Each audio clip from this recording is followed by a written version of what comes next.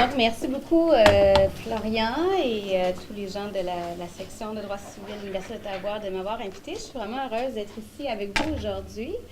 Donc, je vais vous parler effectivement de la Déclaration de Montréal pour un développement responsable de l'intelligence artificielle qui va faire le pont entre ses préoccupations éthiques, le droit aussi, comment placer le droit dans une réflexion qui découle de l'éthique ou qui influence l'éthique jusqu'à un certain point, et tout ça vraiment dans le cadre du développement assez fulgurant de l'intelligence artificielle. Plus précisément, ce dont j'aimerais vous parler aujourd'hui, c'est en gros la déclaration, en quoi elle consiste. On va voir ses objectifs, le processus, le contenu et aussi les défis qu'une déclaration comme ça pose. Et ensuite, je vais vous amener dans un deuxième temps sur le terrain des réflexions plus juridiques. Donc, c'est quoi le rôle du droit en IA? Et je dois dire que je n'ai jamais autant réfléchi au rôle du droit qu'avec un processus de réflexion éthique comme ça. Alors, ça m'a amené à me poser la question, c'est quoi la valeur, la portée, la valeur symbolique, mais aussi la portée du droit, puis comment il doit intervenir ou non dans la régulation de l'intelligence artificielle au terme d'une démarche de réflexion éthique. Donc, je ne sais pas combien de gens, si vous êtes familiers avec la Déclaration de Montréal, non, j'ai des noms, Déclaration de Montréal sur le développement responsable de l'intelligence artificielle. Donc, je vais quand même prendre un temps pour l'expliquer. Je sais que des fois, la description, ça peut nous ennuyer, mais quand même, la démarche est fort intéressante. Donc, ça vaut la peine, je pense, de prendre un peu de temps pour l'expliquer et voir qu'est-ce qui fait son originalité et en quoi elle peut être utile pour nous permettre d'aller un peu plus loin dans notre réflexion sur l'intelligence artificielle et éventuellement la régulation de cette grosse bébite technologique que représente l'intelligence artificielle. Donc, tout d'abord, le préambule, mais en fait, ce qui est intéressant avec l'intelligence artificielle comparativement à d'autres technologies, une simple calculatrice, par exemple, c'est vraiment le potentiel extraordinaire qu'offre cette technologie d'imiter les processus de connaissance, d'analyse, finalement ce qu'on appelle l'intelligence humaine. Donc, jamais dans l'histoire on a été aussi près de reproduire l'intelligence humaine et parfois même de la dépasser dans certaines circonstances, ce qui fait vraiment la spécificité de cette innovation qu'on annonce vraiment comme une révolution importante de la société. Alors, c'est cette spécificité qui nous amène à aller plus loin dans notre réflexion. On n'est pas juste la comparer à des technologies, je dirais, moins influentes, qui vont avoir moins d'impact finalement sur les processus de décision en général, mais même sur les processus de décision humains. Donc, on dit que dans le préambule de cette fameuse déclaration, que c'est la première fois dans l'histoire de l'humanité qu'il est possible de créer des systèmes autonomes. Ça aussi, c'est une caractéristique fort importante de l'intelligence artificielle, cette capacité autonome d'apprendre et utilement d'analyser certains phénomènes pour prendre des décisions. Donc, c'est la première fois qu'on est capable de créer des systèmes autonomes capables d'accomplir des tâches complexes que l'on croyait réservées auparavant à l'intelligence naturelle. Il y a différents phénomènes qui font que l'intelligence artificielle prend de plus en plus d'ampleur. On en parle avec une acuité particulière.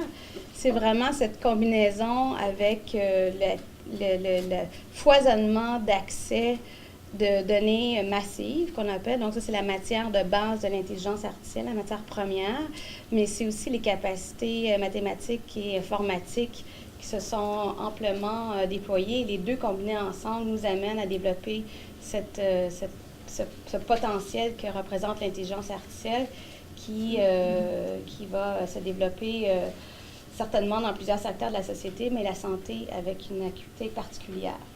Donc, quels étaient les objectifs de cette déclaration de Montréal sur l'intelligence artificielle? C'était en fait de développer un peu un repère, lorsqu'on dit, on dit c'est une boussole éthique pour orienter le développement de l'intelligence artificielle.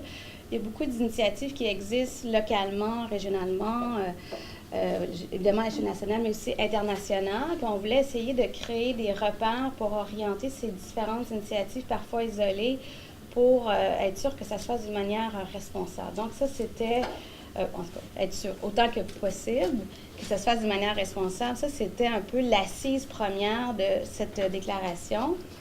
Ensuite, ce qu'on voulait faire, c'était orienter la transition numérique pour être sûr que tous puissent bénéficier de cette révolution technologique.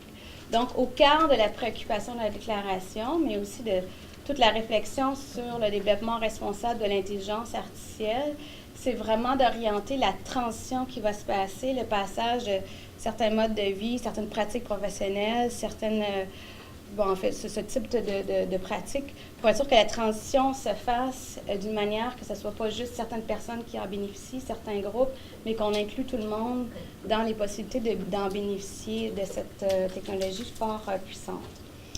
Un autre objectif fort important, et ça a vraiment été ancré dans le développement de la Déclaration de Montréal d'une façon assez explicite, comme je vais l'expliquer tout à l'heure, mais c'était aussi d'ouvrir un espace de dialogue, non seulement national, mais international, pour assurer justement ce développement inclusif et aussi écologiquement soutenable de l'intelligence artificielle.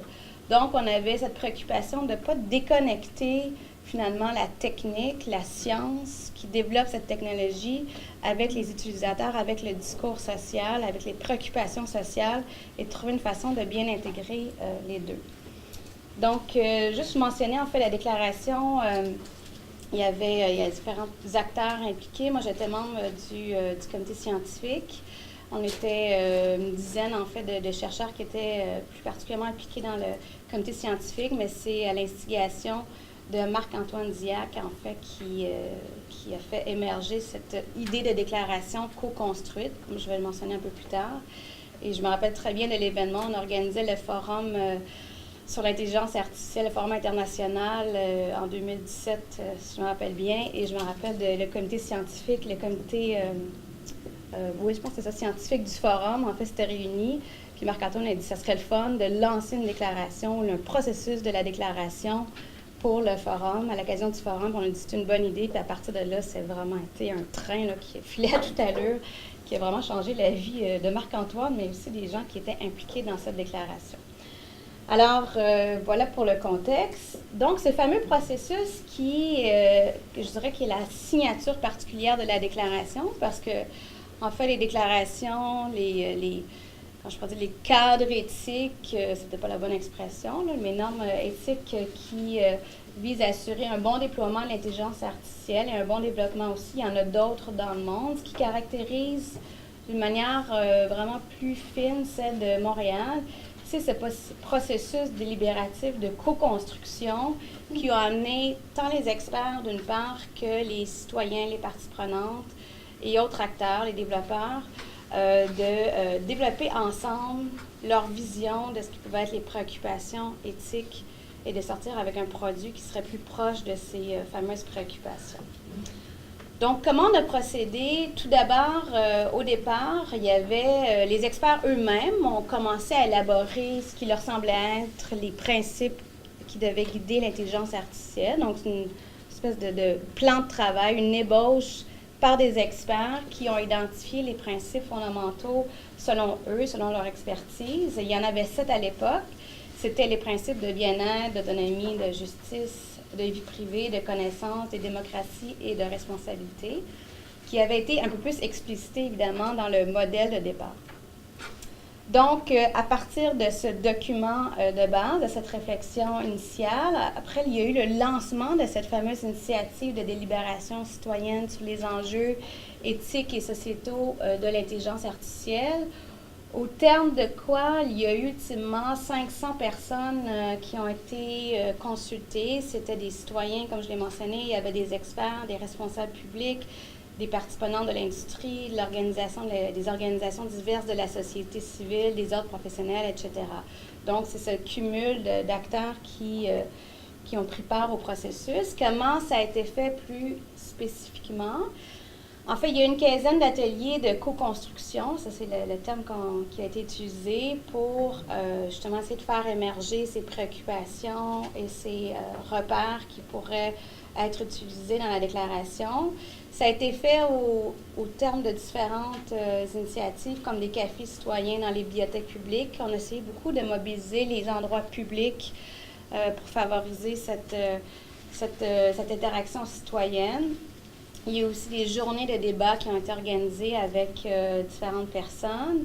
Lors de ces événements, il y avait les questions, les défis de l'intelligence artificielle, finalement, avaient été orientés sur différents thèmes. Il y avait le thème de la justice, la santé, l'éducation, la culture, les services publics et les villes intelligentes. Donc, c'était autour vraiment d'enjeux spécifiques qui décortiquaient, en fait, les grandes problématiques sociétales. Et ensuite, lors de ces délibérations, évidemment, on n'a pas laissé les gens aller puis juste commencer à débattre sans cadre ou sans objectif méthodologique en arrière. On a été vraiment très coachés par des experts de processus de co-construction pour essayer d'en tirer la meilleure matière possible. Une de ces méthodes, c'était le co-design. Ça, c'était fort intéressant. En fait, on partait de discussions... les discussions partaient de scénarios et d'utilisation possible de l'intelligence artificielle. Donc, ce qu'on faisait, puis je vais vous donner des exemples exactement de types de scénarios qu'on a utilisés. Et ça a été travaillé beaucoup justement avec des experts méthodologiques, mais aussi les experts des différents domaines pour essayer de développer ces scénarios et projeter les gens dans un futur et ensuite, en leur faisant faire cet exercice, de les ramener aujourd'hui comment ils voudraient qu'on réagisse face à l'intelligence artificielle, sachant que ça pourrait arriver. Donc, ça, c'est un processus méthodologique particulier. C'est comme une pensée rétroactive. C'était le but de les projeter dans le fameux futur. Des exemples de scénarios, évidemment, je suis une prof de droit et politique de la santé, donc j'ai plus pris ceux qui étaient dans mon domaine d'intérêt, mais il y en avait, comme je l'ai mentionné, dans tous les secteurs, les villes intelligentes et autres. Donc, des exemples de scénarios, il y en avait sur les jumeaux numériques en santé. Donc, c'est des personnes qui partagent les mêmes caractéristiques biologiques ou qui ont des profils de santé similaires. Et le type, c'était beaucoup plus développé, mais le type de questions qu'on posait, c'est, on prenait l'exemple d'une personne qui venait d'apprendre qu'un de ses jumeaux numériques, finalement, avait un diagnostic de dépression. Est-ce qu'il devrait consulter? Puis là, c'était un peu plus granulaire là, comme information. Il y avait aussi le cas d'une assurance discriminante. Donc, l'assureur d'une personne lui demande de changer de style de vie sur la base de ses données personnelles. Est-ce qu'il pourrait refuser sans conséquence, finalement, de suivre les recommandations de l'assureur? Il y avait aussi le cas du robot à domicile pour les personnes âgées, où une personne âgée vit avec son robot compagnon. Ça existe déjà dans certains pays. Probablement quelque chose qui va arriver aussi chez nous dans un certain futur. Donc, les robots, non seulement ils ont des fonctions de compagnonnage, si je puis dire, mais aussi ils collectent des données ou donnent des avertissements aux gens. N'oublie pas de prendre ta médication, n'oublie pas de faire ci. Et en même temps, ils envoient des fois en temps réel des informations aux professionnels de la santé et aussi des fois à la famille. Alors, on se demandait, est-ce que la personne voudrait tout divulguer ces informations, jusqu'à quel point et sinon, dans quel cadre elle devrait pouvoir y refuser. Aussi, une décision thérapeutique à l'hôpital, un quatrième scénario qui avait été développé. Alors, un médecin expérimenté, un algorithme qui, maintenant ça existe, ça, c'est pas dans tous les secteurs, mais certains sont extrêmement performants.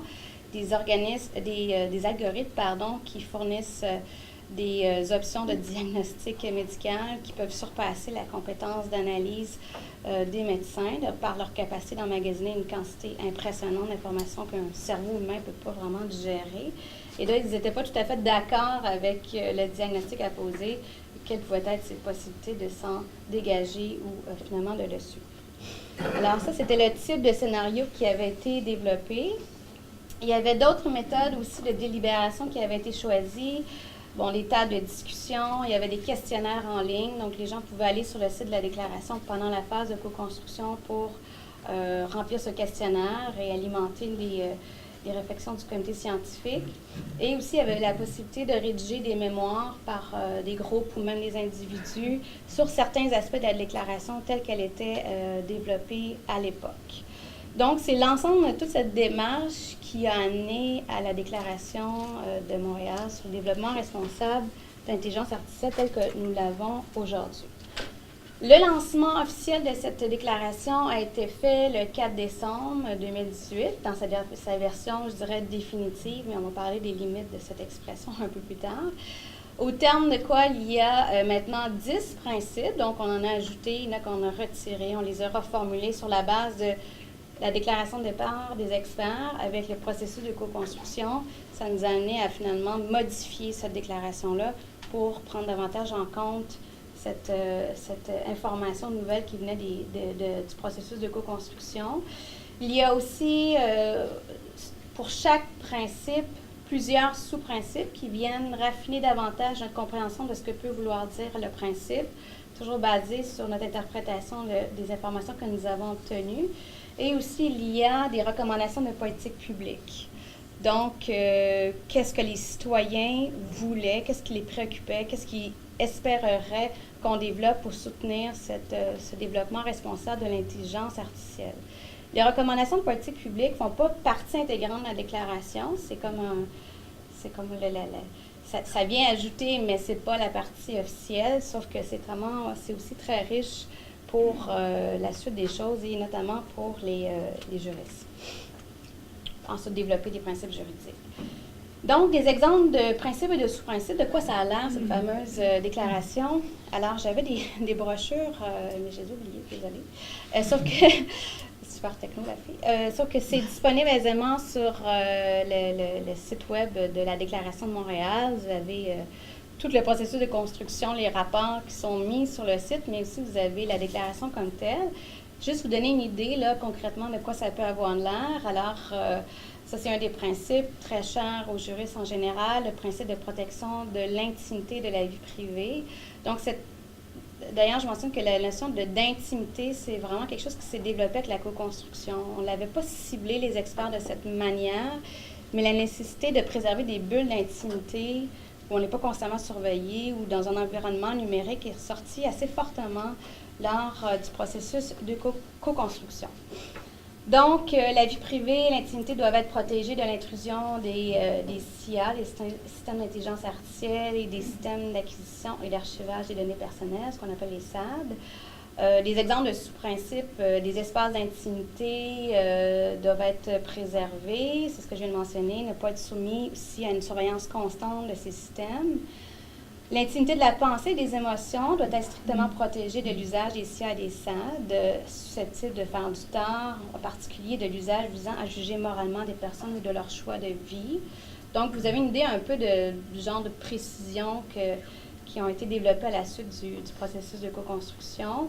Aussi, les gens devraient toujours avoir le choix de la déconnexion numérique dans leur vie privée et on devrait leur offrir à des intervalles réguliers de pouvoir le faire. Aussi, les personnes devraient pouvoir avoir un contrôle étendu sur les informations relatives à leurs préférences. On ne devrait pas construire des profils de préférences individuelles pour influencer le comportement des personnes concernées sans leur consentement, etc. Évidemment, la protection de confidentialité et anonymisation des profils personnels. Ça continue, là, ce principe, mais c'était juste pour vous donner un exemple. Il y a un autre, je vais juste en nommer deux. Mais le principe de la responsabilité, c'est quand même cher, encore une fois, aux juristes. Ça revient beaucoup dans les discussions sur l'intelligence artificielle en général, parce qu'avec cette capacité autonome de l'intelligence artificielle, on se demande qui va être responsable ultimement des machines qui sont capables par elles-mêmes d'apprendre, de développer quelque chose, et qui, on appelle ça le principe de la boîte noire aussi. On n'arrive pas à comprendre, même les gens qui développent l'intelligence artificielle, qui est-ce qui amène la machine à prendre cette décision-là. Donc ça, c'est vraiment un enjeu au cœur de l'intelligence artificielle. Et le principe de la responsabilité, dans ce contexte-là, devient certainement une matière à réfléchir et à potentiellement reformuler ou revoir dans un contexte juridique. Donc, dans le cas de ce principe, on disait que les SIA ne devrait pas conduire à une déresponsabilisation, finalement, des êtres humains dans la prise de décision. Donc, ultimement, un humain devrait toujours être responsable en l'adaptant, finalement, au contexte de l'intelligence artificielle, des décisions qui peuvent être prises. Dans tous les cas où, c'est le point 2, où une décision qui affecte la vie, la qualité de vie ou la réputation d'une personne doit être prise, la décision finale devrait revenir à un humain. Donc ça fait un peu, c'est plus précis, mais encore une fois, cette même logique de garder une certaine responsabilité à l'humain. Un point qui était fort important pour Yoshua Bengio, qui est un des grands créateurs de l'intelligence artificielle à l'Université de Montréal, mais je sais que d'autres personnes, notamment à Ottawa, si je ne me trompe pas, sont très préoccupées par ça. Mais la décision de tuer, finalement, ne devrait jamais être prise par des êtres humains.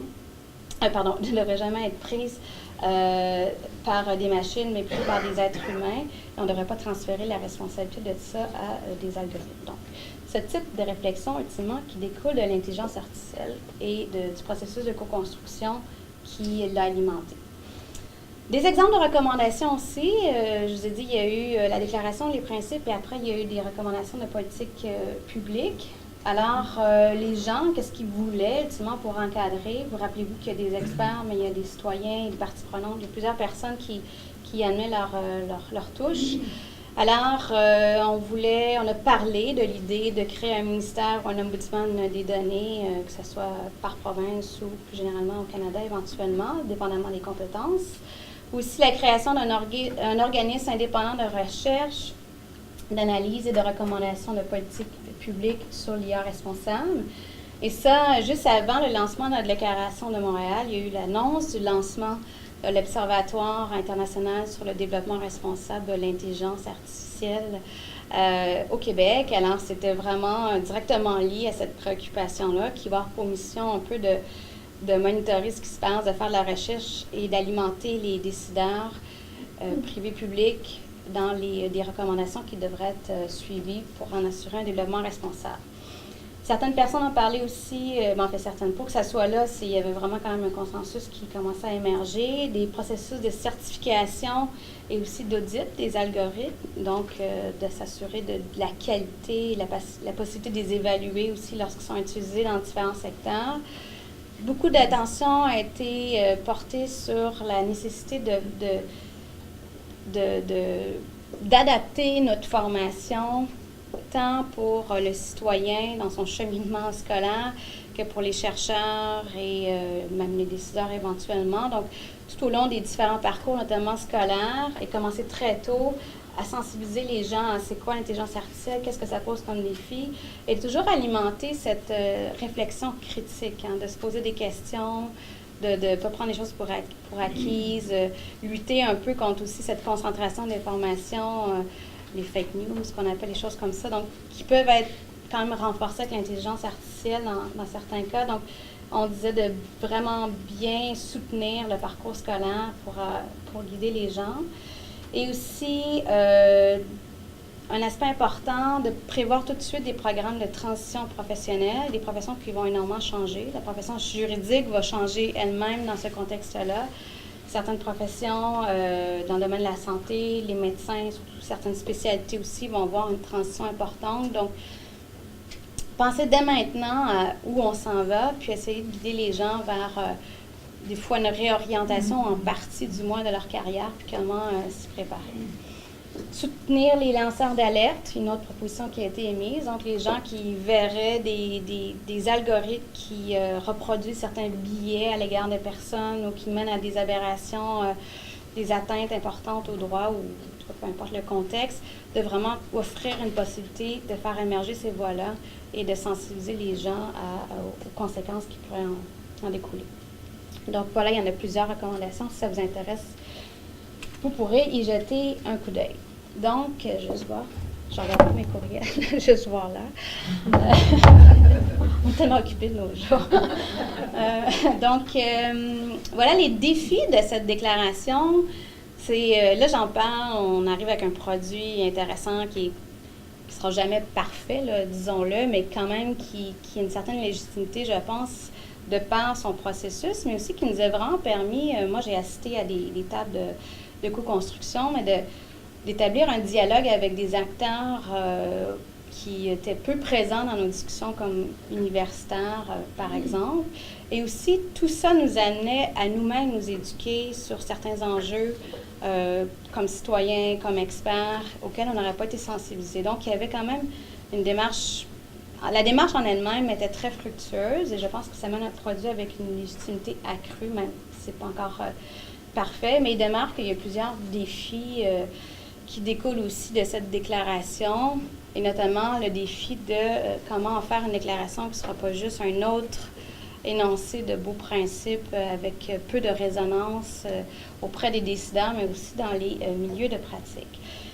Donc, parmi ces défis, justement, c'est cette question de la portée. Quelle est la valeur d'une déclaration comme ça? Je pense que ça préoccupe les juristes en général. Qu'est-ce qu'on fait avec l'éthique une fois qu'on l'a? On est toujours dans le flou, dans le mou. Est-ce qu'on peut passer vers quelque chose de plus contraignant? Et cette question de l'aspect non contraignant de la déclaration a d'ailleurs été une des premières questions qui nous a été posée par un journaliste lorsqu'on a lancé la déclaration.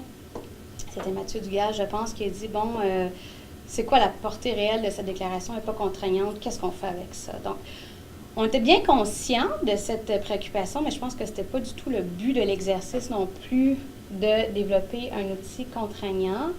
Ceci dit, quand je parle à des juristes, peut-être plus dans mon secteur, là, je ne sais pas si Florent pourra me dire c'est partout pareil, mais on est encore beaucoup à se poser des questions sur l'intelligence artificielle, de saisir avec vraiment précision ce que ça peut vouloir dire, quel impact ça peut avoir vraiment, puis comment le droit doit s'ajuster. On n'a pas encore toutes les réponses à ces questions-là. On est encore beaucoup dans le processus de questionnement pour ultimement essayer de développer des normes qui soient plus appropriées ou voir ce qu'on a qui fonctionne et qui ne fonctionne pas aussi, pas besoin de tout changer. Donc, je pense que la déclaration était une démarche importante, ça c'est mon point de vue, pour justement nous permettre de mieux identifier c'est quoi la portée des enjeux et éventuellement s'en servir pour identifier les priorités d'actions juridiques qui devraient être ciblées. La question aussi de l'adhésion, donc l'adhésion dans le sens large, c'est un autre défi de la déclaration.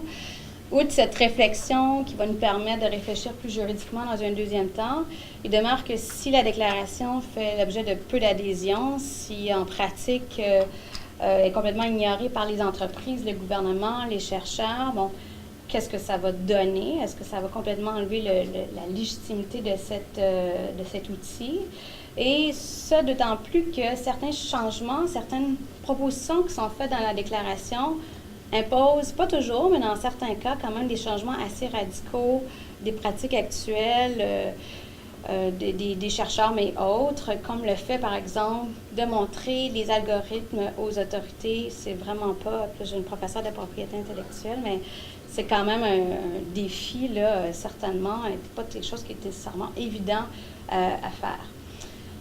Pour essayer de garder le momentum un peu et puis d'essayer de créer ce mouvement d'adhésion, il y a un processus de signature qui a été créé. Donc, les gens peuvent signer la déclaration.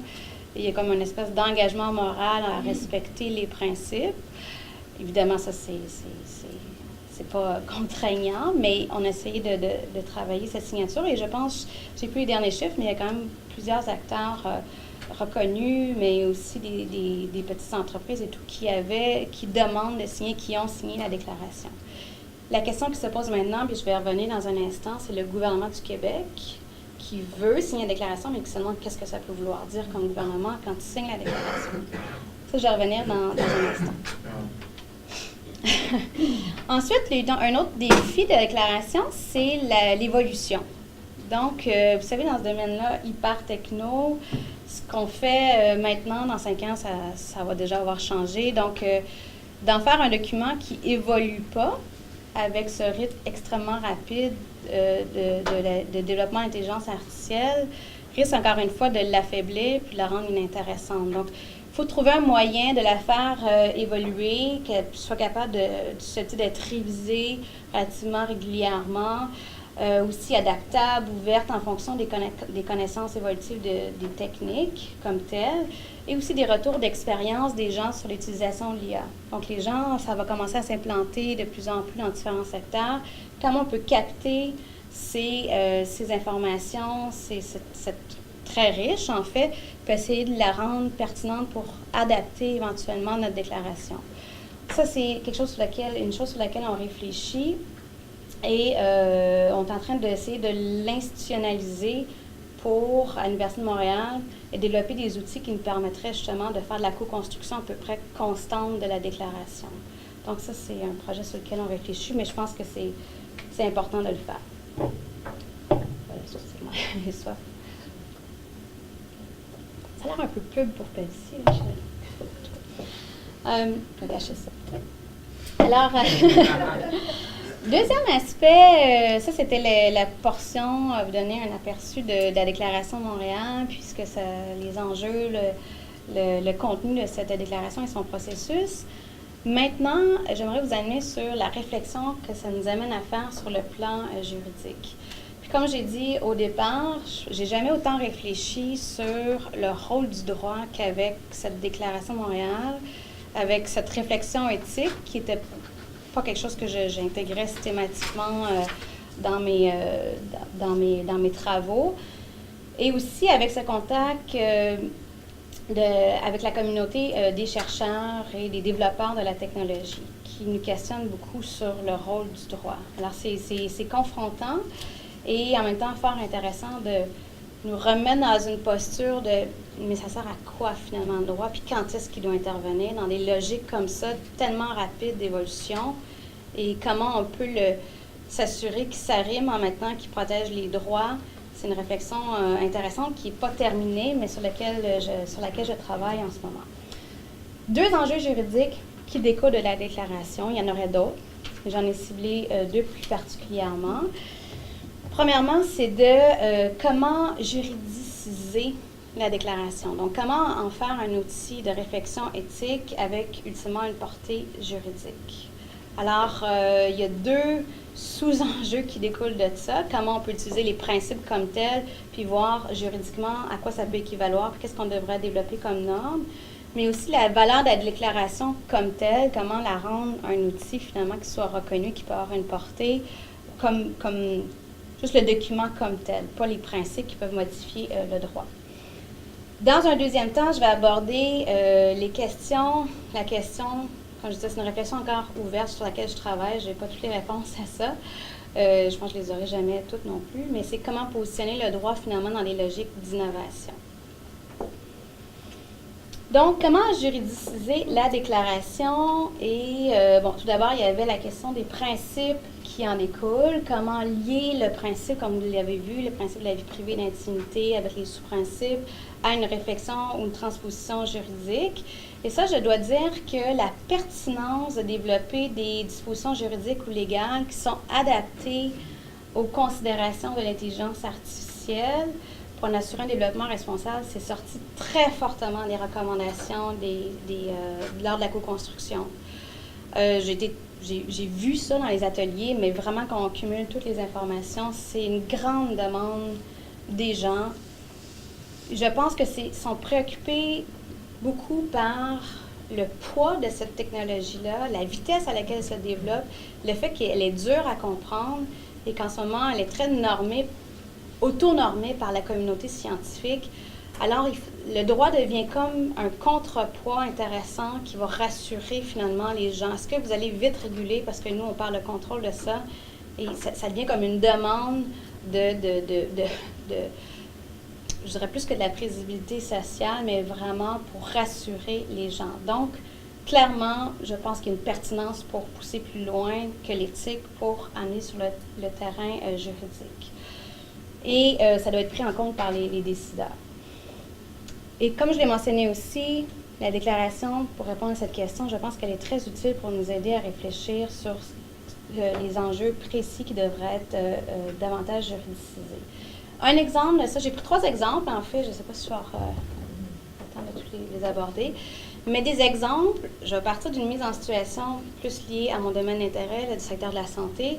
Après ça, je vais vous montrer un principe de la déclaration et comment on pourrait transposer ça juridiquement. C'est juste pour vous montrer des exemples d'exercices que ça pourrait nous amener à faire dans la communauté juridique.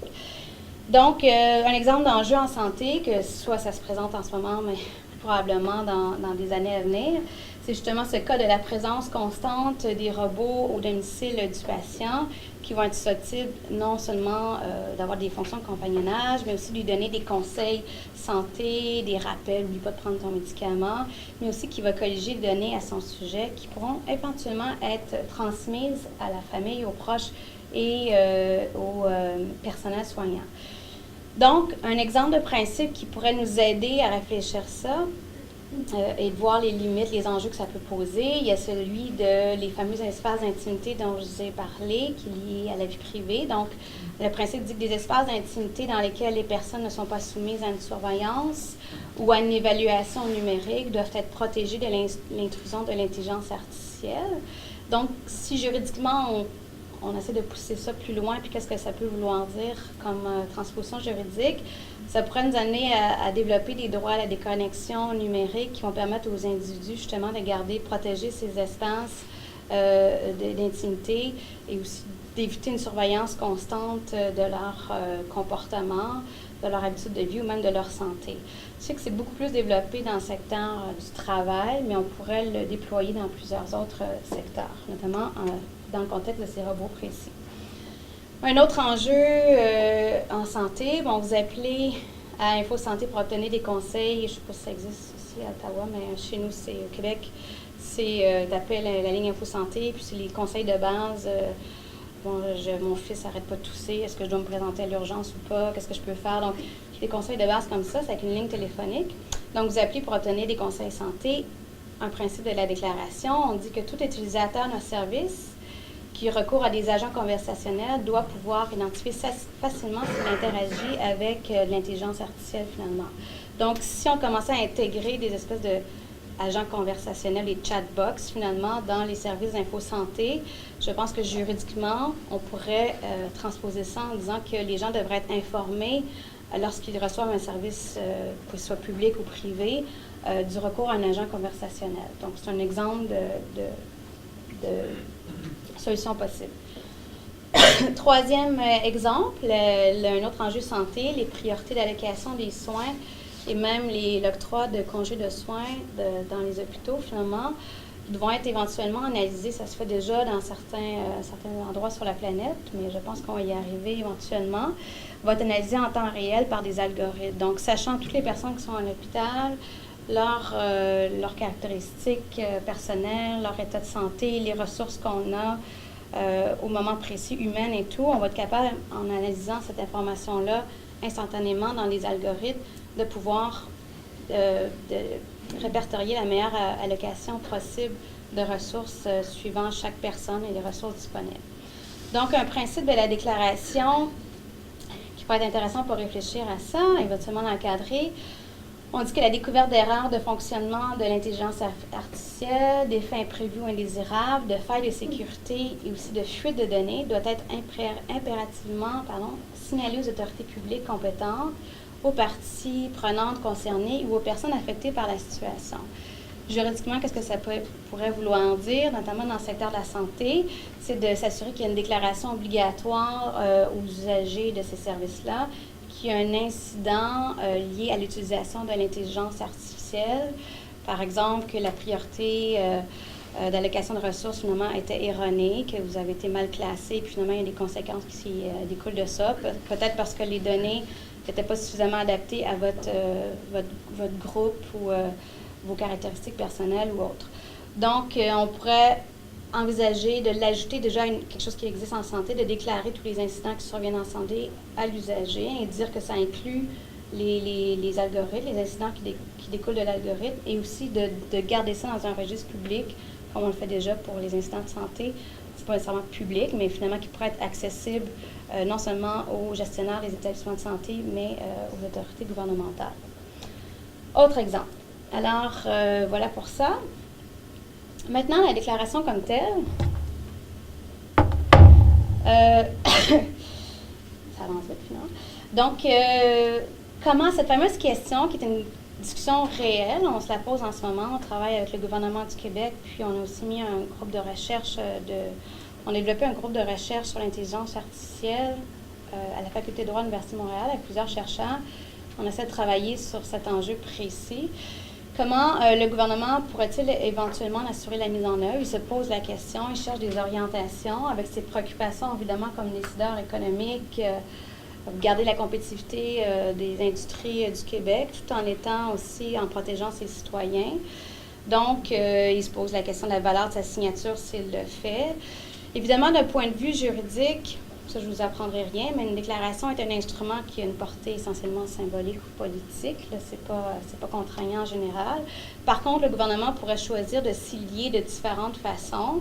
Là, il y a dans les options possibles, il y a celle de proposer à l'Assemblée nationale d'adopter une résolution qui entérinerait la déclaration. C'est comme une volonté politique qui est sans conséquences juridiques réelles. C'est comme un appui, là, finalement, qui viendrait de l'Assemblée nationale. Il y a la possibilité aussi d'adopter une loi de mise en œuvre. Et là, va se poser toute la question, ça se fait dans le droit international, on a plusieurs exemples de ça. Il y en a pas beaucoup. Nous, on a essayé de voir au Québec s'il y avait des exemples de cette nature précise. Il n'y en a pas vraiment, mais on peut puiser dans d'autres secteurs du droit international, dans les lois de mise en œuvre en droit interne. Et donc, la question qui va se poser, c'est est-ce qu'il va, à ce moment-là, vouloir contraindre toute l'administration publique plus spécifiquement, il se pose cette question-là, ou l'ensemble des entreprises. Donc, il devra choisir un peu les spectres de son implication là-dedans. Et aussi, est-ce qu'il va y aller avec des obligations plus vagues, qui laissent une marge de manœuvre, ou cibler des obligations plus précises.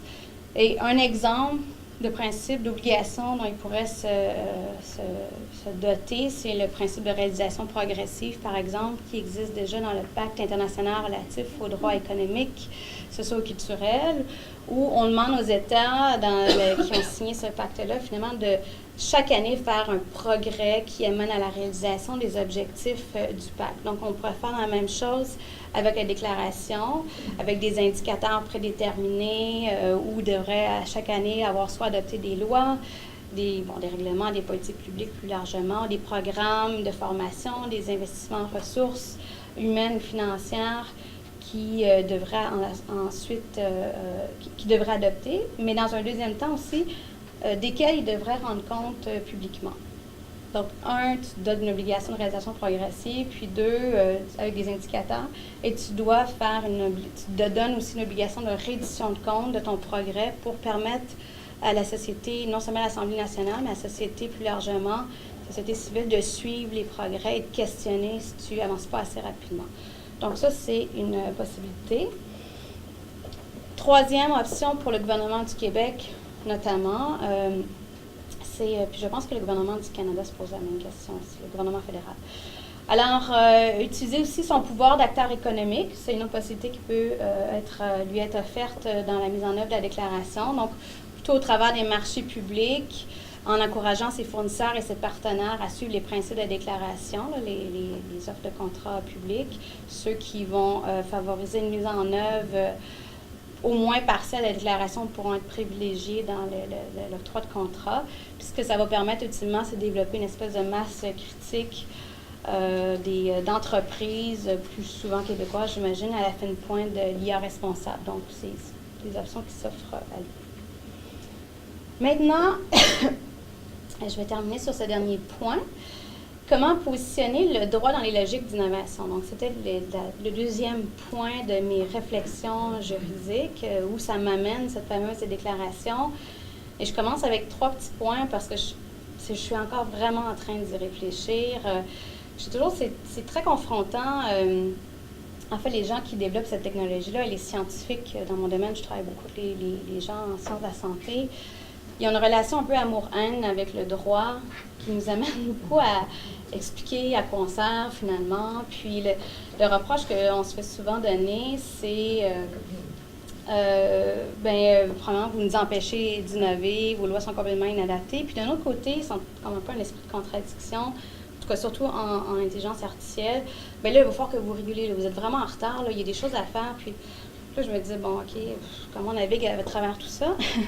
Et puis, le concept de prévisibilité du droit, les juristes, on y tient beaucoup. On se dit, ouais, mais on ne peut pas adapter constamment. Il y a une fonction de prévisibilité. À un moment donné, je me suis dit, oui, c'est vrai, mais ça devient un peu un paravent pour empêcher de réfléchir vraiment à ce qu'on fait. Puis, des fois, il n'y a pas juste une fonction bien pensée de prévisibilité, mais carrément, on n'arrive pas à suivre. On ne sait pas trop comment se positionner. Donc, je me dis, il faut pousser un peu plus loin cette réflexion.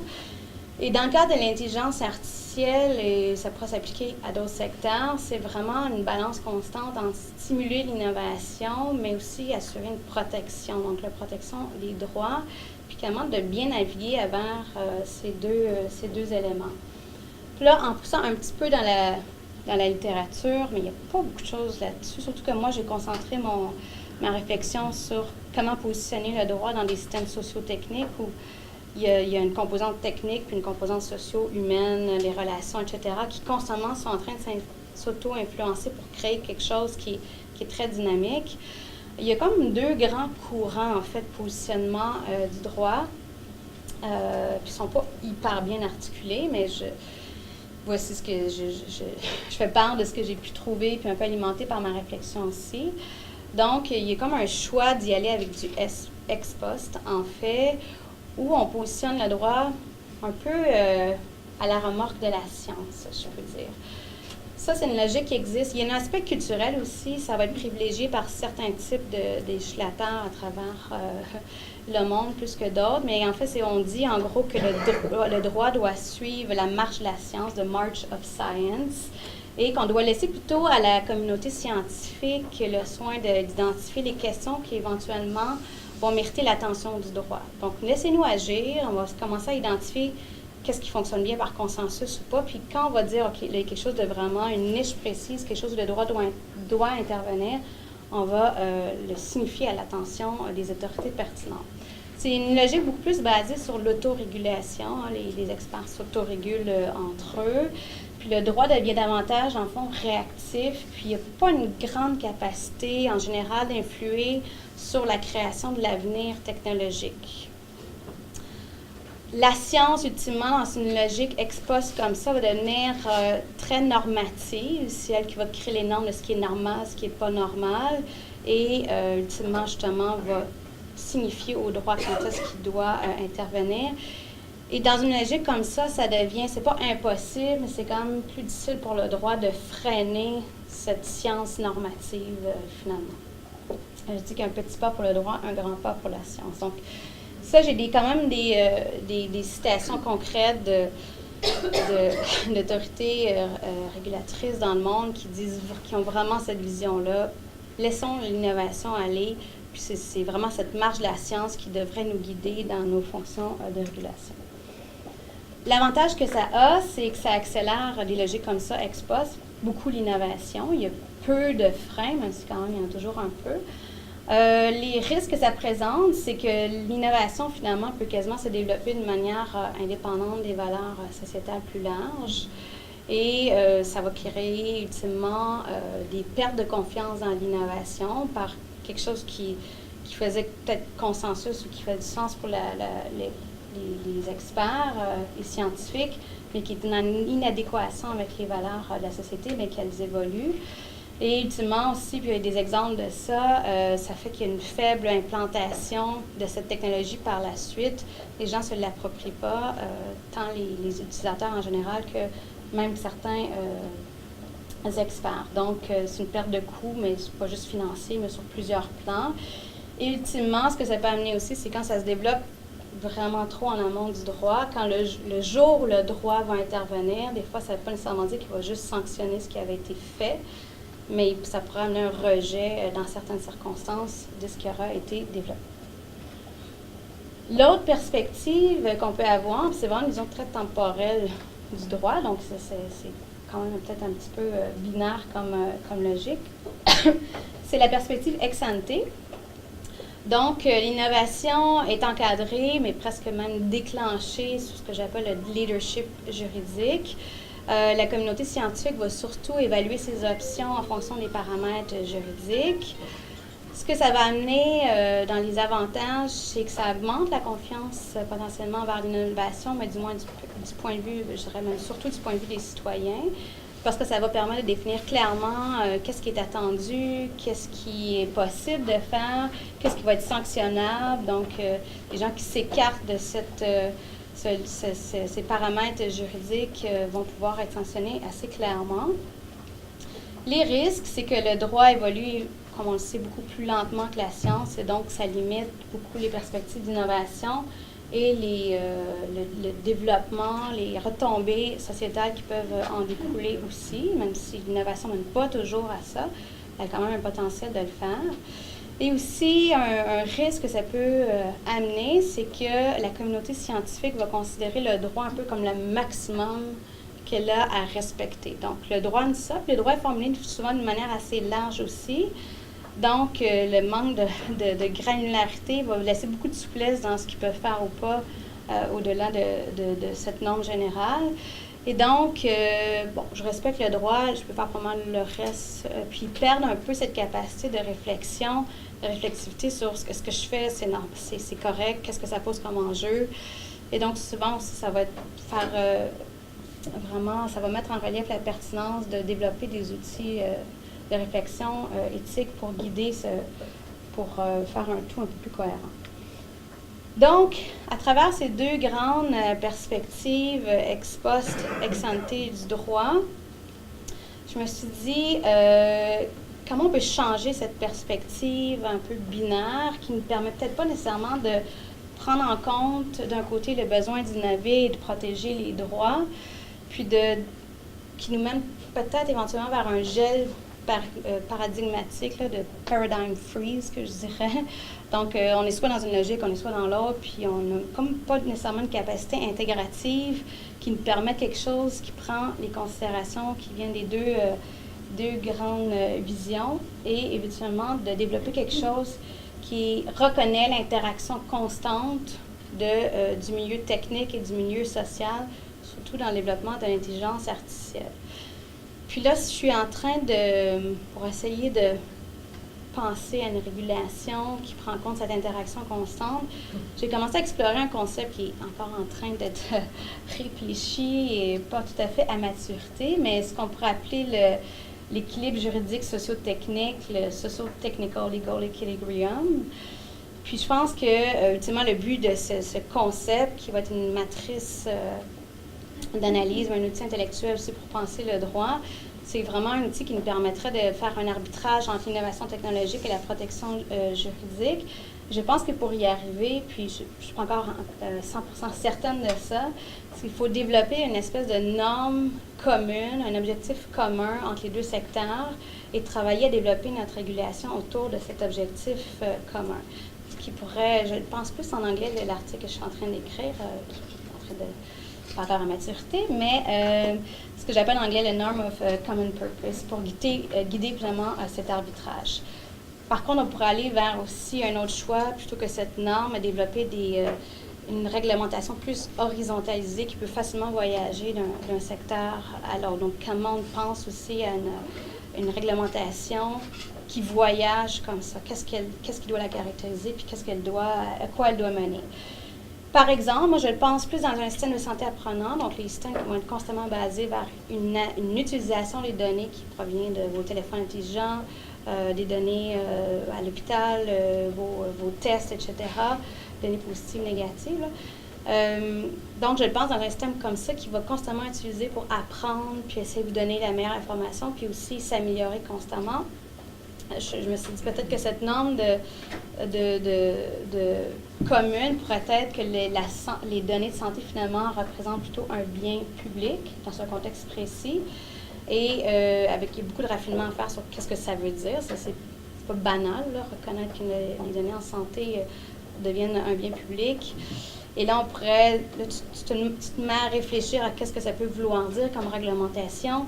Avec cette norme commune, ça doit bénéficier évidemment à l'ensemble des patients. Il doit y avoir une disponibilité des données, une agilité, une représentativité aussi de l'ensemble de la communauté des patients. Aussi, ça mène un devoir de partager ces données, donc d'éliminer la nécessité d'approbation individuelle ou de penser à des mécanismes plus d'opt-out. Donc, automatiquement, vos données quand elles sont bien protégées dans le système, à moins que vous vouliez les retirer. C'est une autre possibilité. Ça amène aussi à fournir un encadrement nécessaire pour que les droits soient protégés, considérant ce devoir maintenant qu'on a créé, pour qu'il y ait de la transparence, l'imputabilité.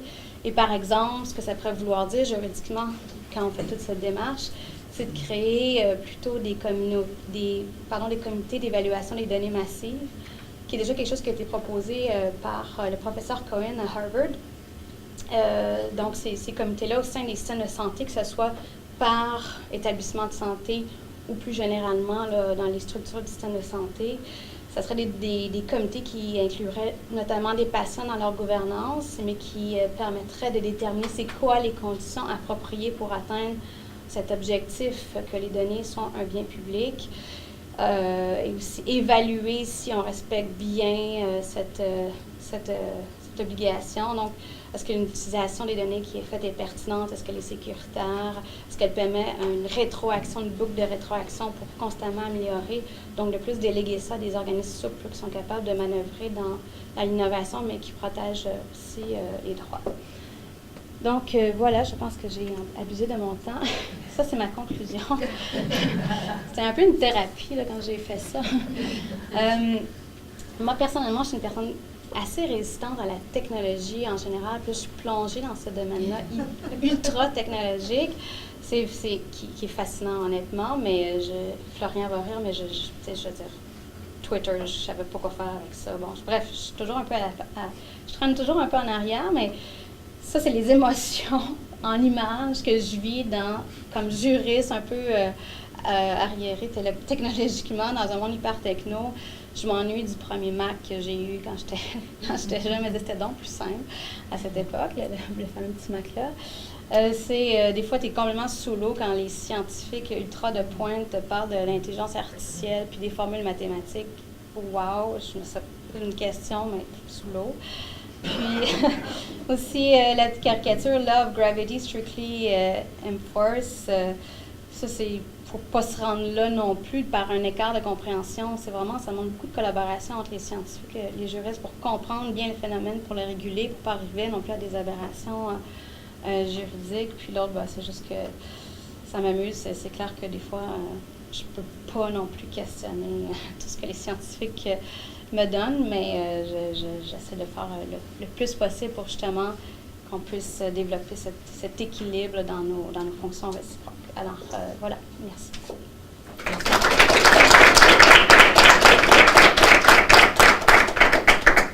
Alors, comme toujours, je vous invite à poser des questions à notre conférencière. Merci beaucoup.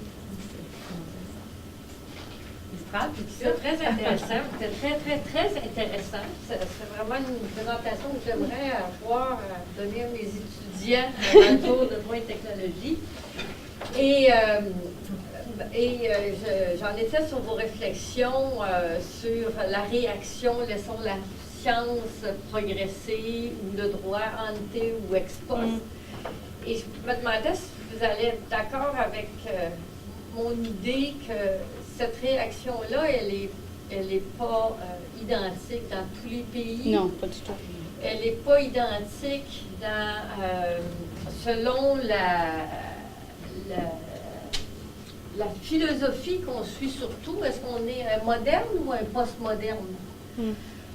Déjà, le post-moderne est déjà beaucoup plus réfractaire vis-à-vis de la technologie. Et surtout, est-ce que c'est la même chose selon la technologie? Alors, dans mon cours avec les étudiants, je leur demande de réagir vis-à-vis de certaines technologies, puis je prends les organismes génétiquement modifiés. Et après ça, je prends d'autres technologies, leurs petits cellulaires. Et ils réalisent eux-mêmes qu'ils vont avoir des a priori sur certaines technologies. Généralement, leur demande, il y a un restaurant, c'est tous des organismes génétiquement modifiés. Si vous rentrez manger. Et puis, j'ai à peu près une bonne partie de la classe qui y va pas. Et pourtant, ils se promènent tous avec leurs petits trucs à troupies constamment. Et donc, est-ce que vous pensez que ça prendrait des réglementations différentes si on a de l'intelligence artificielle dans le domaine médical par rapport aux autres? Autrement dit, est-ce que la déclaration de Montréal ne devrait pas se subdiviser en secteurs? Oui, plusieurs éléments par rapport à ça.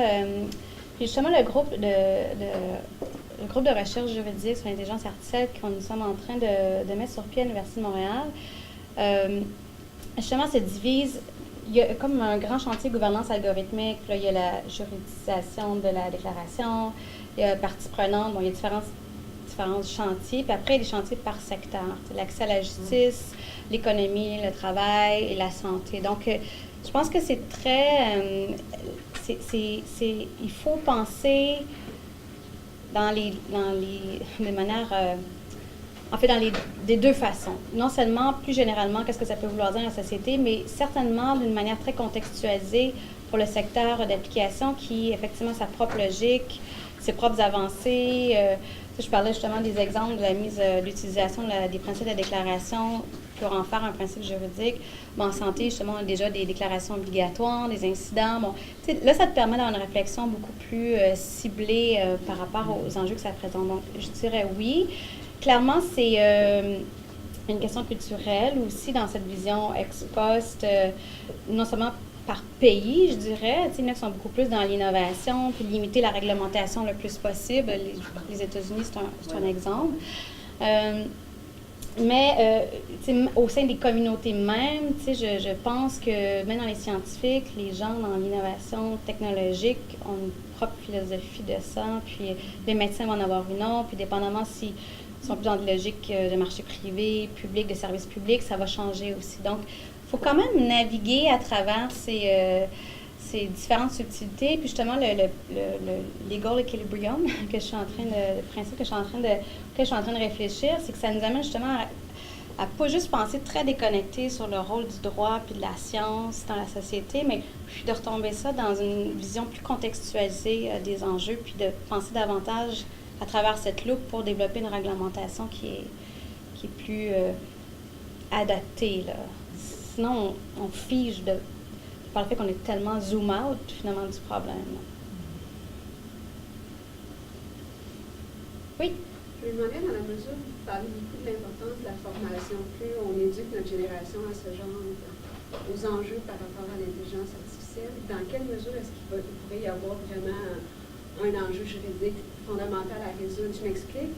C'est une des raisons pour lesquelles présentement les gens sont un petit peu déconnectés, c'est qu'ils ne savent pas à quel point cette technologie-là peut avoir un impact sur leur vie. Plus on les sensibilise, plus ils vont être en mesure de dire « je n'achète pas ce robot-là parce que je veux avoir un espace de vie chez moi qui n'est pas surveillé. Je ne prends pas Google Home pour... » En faisant un rejet de ces différentes technologies-là, par leur choix de consommateurs, ils vont avoir une influence directe sur les ventes, ils vont avoir une influence directe sur la viabilité économique de nouvelles technologies ou de ne pas en avoir. Donc, ils vont avoir un plus grand, je dirais, une plus grande possibilité d'influencer des grandes décisions juste parce qu'ils vont être mieux formés, sensibilisés. Donc, l'impact de la déclaration royale sur la formation de notre jeunesse m'apparaît comme étant un point important qui pourrait amoindrir le nombre d'enjeux juridiques qu'on aurait possiblement à réglementer. Parce que je suis d'accord avec vous qu'un droit très prescriptif, si on veut, comme réglementaire, si on veut arriver avec des technologies, tu dois faire A, B, C, bien, il faut avoir toute la capacité au niveau de tous les différents paliers de gouvernement de réfléchir à quelles vont être des normes très, très précises. Donc, une éducation d'une population à l'âge spectre va peut-être nous permettre de noter les enjeux sur lesquels on va éventuellement devoir se pousser. Je pense que ça doit être... je suis tout à fait d'accord, vraiment une priorité, l'éducation. Puis, c'est quand même complexe à comprendre, donc il faut adapter notre éducation, mais de garder cette capacité de réfléchir, de se poser des questions. Puis des fois, c'est qu'on rejette aussi une technologie sur les fausses prémices également. Tu sais, là, on a vu l'inverse, mais il y a le fait qu'on peut rejeter des choses qui peuvent vraiment avoir un impact utile. Donc, ça doit aller, on doit pouvoir naviguer dans les différentes... à travers les différentes options, mais avec... être conscient de ce qui se passe, faire des choix appropriés qui, éventuellement, effectivement, vont commencer à avoir une portée régulative de par le comportement des consommateurs. Mais ça, c'est avec tout le défi de l'éducation, on sait, là, de pouvoir rendre ça accessible, de vraiment pouvoir développer une pensée critique, ça demande de s'y attarder et d'investir des ressources, puis de commencer le plus tôt possible, je pense. Alors, oui, moi, je suis très confiante dans cette portion de l'accompagnement du développement responsable de l'intelligence artificielle, l'éducation, les tout petits jusqu'à... Est-ce que ça me semble être quelque chose qui n'a pas besoin de... que la déclaration soit contraignante ou pas, que c'est quelque chose qu'un gouvernement peut mettre en œuvre par ses politiques publiques en matière d'éducation à petits pas aussi, sans être obligé de d'adopter à l'Assemblée nationale le tout ou un parti. Oui, je trouvais qu'avec l'éducation, puis l'éducation est déjà dans nos écoles, comme parent, on me demande d'acheter un iPad pour ma fille. Oui, donc, c'est ça. j'ose espérer que quelqu'un a pensé que quand capitole dessus, ces informations-là deviennent à quelque part publiques. Donc, je pense qu'une réflexion au niveau de l'éducation, si la déclaration de Montréal a permis juste cet éveil-là, c'est déjà significatif. Puis déjà, il y a aussi des ordres professionnels, dont l'ordre des ingénieurs, qui nous demandent, ils ont demandé à la faculté de droit, plus généralement à l'Université de Montréal, de les accompagner dans cette réflexion-là sur comment ils doivent former leurs ingénieurs pour qu'ils soient conscients constamment, développer une approche réflexive des enjeux que ça pose sur le plan éthique et autres. Donc, il y a déjà des petits bébés qui découlent de ça. Si je peux enchaîner là-dessus, merci beaucoup, c'était vraiment très intéressant. Comment vous voyez l'impact de ça aussi dans les facultés de droit? Parce que c'est pas vrai que la science est en train de nous attendre pour développer tout ce qui est en train d'être développé en ce moment. C'est déjà en train de se passer. Ils ne sont pas en attente d'une autorisation du droit pour faire avancer la technologie en général. Donc, ces choses-là sont déjà parmi nous, n'est-ce pas? Et il faut aussi développer cette sensibilité chez les juristes qui... Comment vous voyez l'impact, en fait, de tout ça dans les curriculums, dans les facultés de droit? Je dirais, chez nous, c'est peut-être un peu différent parce que c'est vraiment au cœur de la recherche qu'on fait. Il y a le laboratoire cyberjustice, donc, puis le CRDP, Centre de recherche en droit public, qui est vraiment axé sur la techno. Bon, ici aussi, vous avez un gros créneau là-dessus. Donc, on y pense quand même beaucoup. Ceci dit, je pense que c'est quand même assez traditionnel les milieux juridiques en général. Puis je regarde juste la formation, de passer d'une formation sur plus basée sur le litige, qui est on en fait très peu en pratique, versus les modes de prévention évidemment différents. Déjà, on a de la misère à faire avancer ce dossier-là qui, dans la formation, alors qu'on est rendu, c'est déjà chez nous dans le code de procédure civile. Bon, donc, c'est sûr qu'il y a un enjeu de comment tu fais bouger ces préoccupations-là avec... dans la formation pour que les gens soient bien conscients de ça puis que le curriculum puisse avancer. Il y a des enjeux de culture puis pratique, je pense, qui sont liés à ça.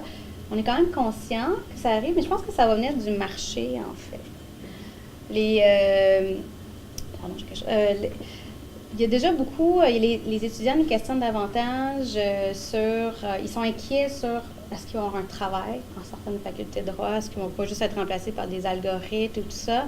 Même ça crée, on s'est demandé si ça peut influer sur le nombre de demandes qu'on a en droit ou ça va venir de leur préoccupation vers le marché puis comment ils vont se positionner dans un marché où l'intelligence artificielle va vraiment jouer un rôle, je pense, comme juriste de demain, va faire qu'ils vont nous demander plus ça dans les facultés de droit, dans nos formations et ultimement, on va falloir qu'on change notre façon d'enseigner ou de les, pas juste d'enseigner, mais d'ouvrir sur des nouvelles façons de pratiquer le droit. Puis qu'est-ce que ça veut dire être un juriste à l'ère de l'intelligence artificielle? C'est quoi notre... Puis on se pose la même question dans le domaine de la santé, tu sais, c'est quoi Sachant que tu peux être remplacé dans certains cas, là, pas toujours, évidemment. Surtout, par exemple, les radiologistes où il y a de l'imagerie, là, c'est vraiment un secteur plus à risque. Est-ce que ça les amène à réfléchir? Ils le font collectivement. C'est intéressant, les juristes, on pourra faire la même chose, mais qu'est-ce que ça veut dire être un médecin aujourd'hui? C'est quoi ta plus-value comme acteur du système de santé? C'est quoi ta plus-value comme acteur du système juridique? Est-ce que c'est d'accompagner les gens pour mieux évaluer certaines choses, pour les guider dans correspondance entre leurs besoins, leurs intérêts, puis un enjeu juridique? Bon, ça te force à penser à qu'est-ce que tu es, c'est quoi ta plus-value, puis où on voudrait se développer, puis créer la meilleure alliance humain-machine possible. Ça, c'est une réflexion super intéressante. Je pense qu'on peut faire de plein de façons de faculté de droit, avec des petits séminaires, avec des groupes de réflexion avec les étudiants, en ajouter un peu dans notre cursus universitaire. Vous pensez au début de votre intervention, c'est vraiment peut-être un domaine de recherche, justement, qui a cette capacité de stimuler, de renouveler complètement les questions éthiques, les débats éthiques en droit, parce que c'est tellement riche à ce sujet. Je pense que oui, puis comme je vous dis, moi, ça m'a amené plus que jamais à réfléchir sur le rôle du droit, mais je pense comme le rôle comme humain aussi. Sachant qu'on peut être remplacé sur certains aspects, bon, là, tu te dis, qu'est-ce qui nous caractérise vraiment? Qu'est-ce qu'on ne peut pas perdre? Qu'est-ce qu'il faudra toujours garder? Ça, c'est une réflexion super intéressante. Moi, c'est ce qui m'intéresse le plus, en fait, dans ce dossier-là. Encore un peu de temps, donc Oui. Bonjour. Merci, j'ai adoré votre présentation, c'est vraiment très intéressant. Ça suscite toutes sortes de réactions différentes chez moi. Je pense à la philosophe Donna Haraway qui, je pense, elle a publié son livre il y a plus d'une vingtaine d'années, puis elle disait déjà, on est déjà devenus des cyborgs, on est déjà des humains mélangés, tellement intégrés à la technologie qu'il ne faut même pas croire qu'on est autre chose que ça. Puis en même temps, notre réflexion n'a peut-être pas évolué tant que ça dans les 20 dernières années, en tout cas pas aussi rapidement que les technologies ont évolué. Quand je regarde ça aussi, j'ai le goût de vous dire, si on doit suivre la science elle-même n'est pas neutre non plus. Ah non, c'est ça. Il faut aussi faire gaffe si on attend que les fait. autres ouvrent la marche pour le droit. Donc j'aime beaucoup cette idée d'équilibre que vous avancez, que vous proposez. Et j'avais une question au sujet du processus. En fait, j'ai trouvé super intéressant cette idée de co-construction et de café dans les bibliothèques publiques et tout ça. Puis je me demandais, est-ce que vous êtes mis en partenariat avec les bibliothèques? Comment? OK. La ville. Racontez un petit peu. Oui, c'est ça. Donc, oui, il y avait des partenariats avec...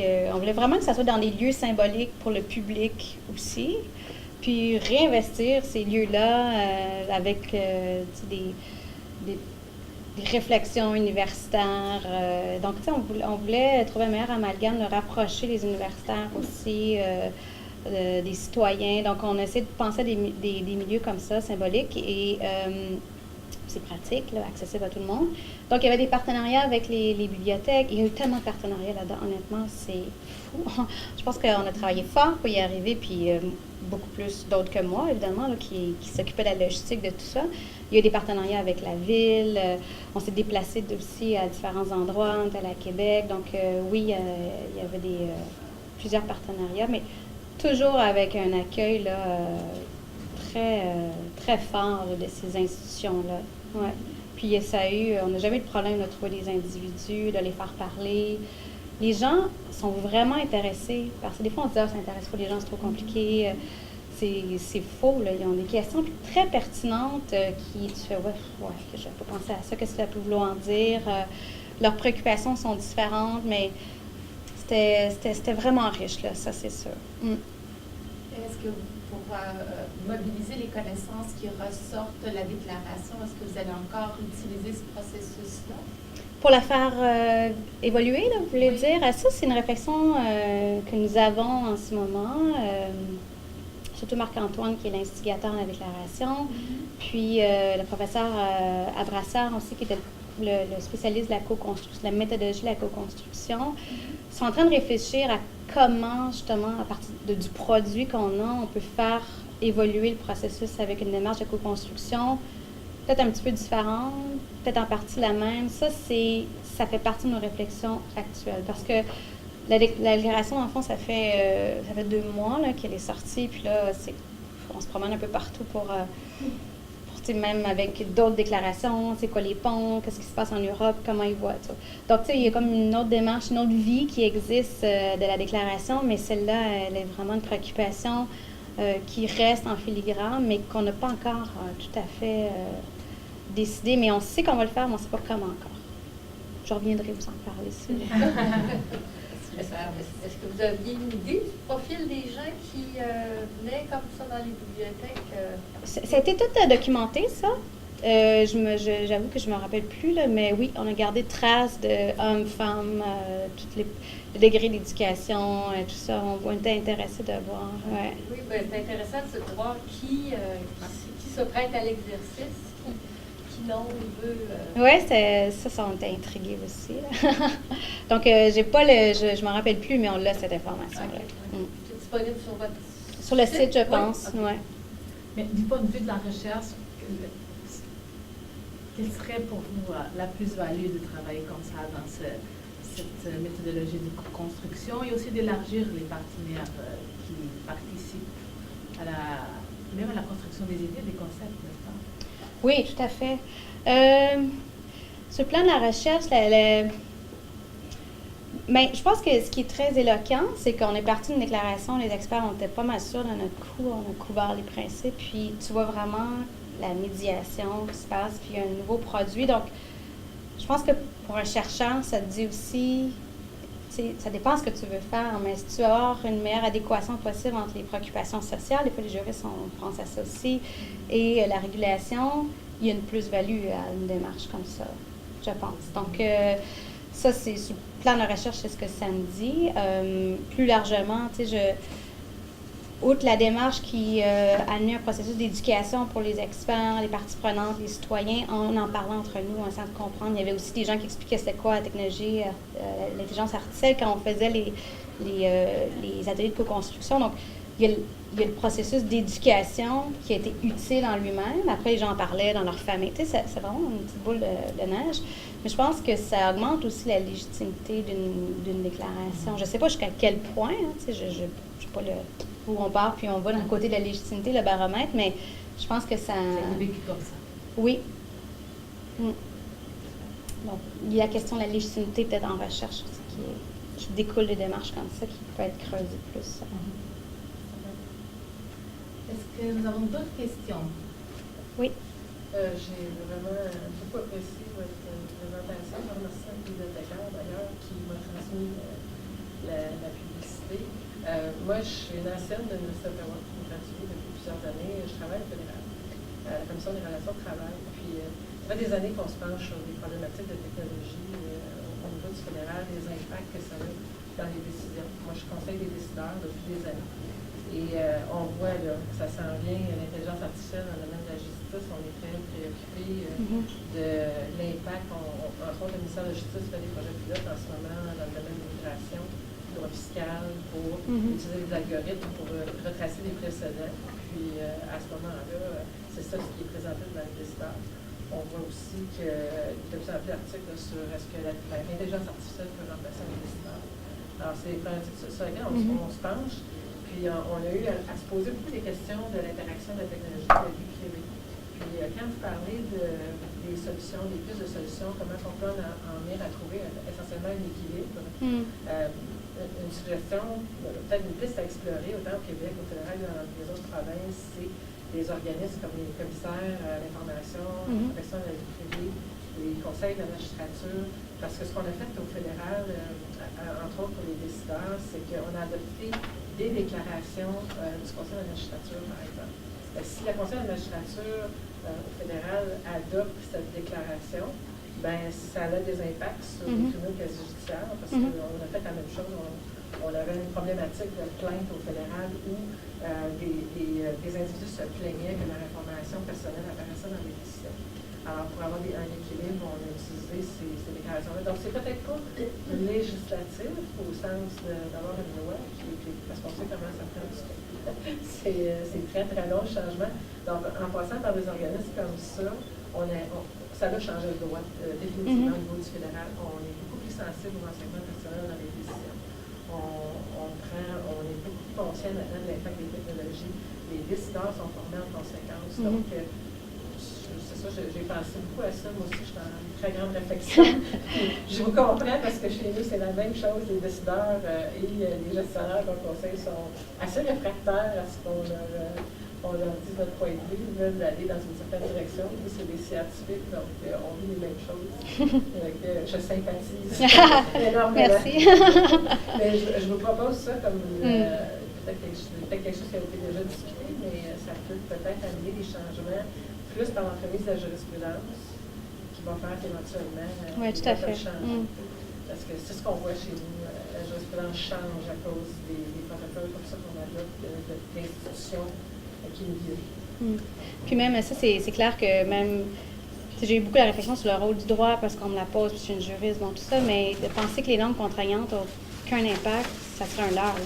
Elles en ont de plein de façons, puis de mettre des exemples, mais j'ai fait un projet de recherche récemment où j'étudiais l'impact des normes produites par l'Organisation mondiale de la santé en droit interne, puis c'est les normes non contraignantes qui infiltrent le droit par les tribunaux le plus facilement parce que c'est des standards reconnus au sein de la communauté scientifique. Ils amènent ça devant les tribunaux quand le tribunal ne comprend pas exactement c'est quoi la bonne norme. Puis là, ça fait son chemin. Donc, c'est clair qu'il faut vraiment avoir une vision. Il ne faut pas y aller avec... on met des œillères, mais il faut vraiment... C'est ça le défi pour les juristes, c'est comment tu t'inscris dans une stratégie globale de régulation où tout ça a une place. Formation, droit souple, droit dur, etc. C'est pour ça que ça donne le vertige.